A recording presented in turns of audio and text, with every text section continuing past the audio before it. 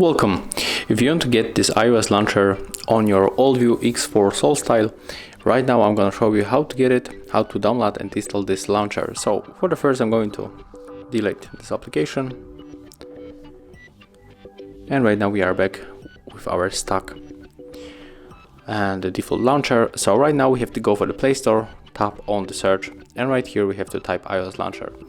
Then we have to download this application from the Lutin developer. So click on it, tap on the install, and right now just wait a little bit.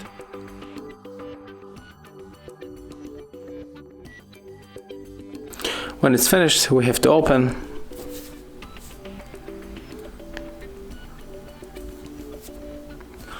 Then click allow 3 times and use the home button. Right now we have to click here and enter the settings. Go for the apps, tap right here on the more and select configure apps. Select the home application and select the iOS launcher.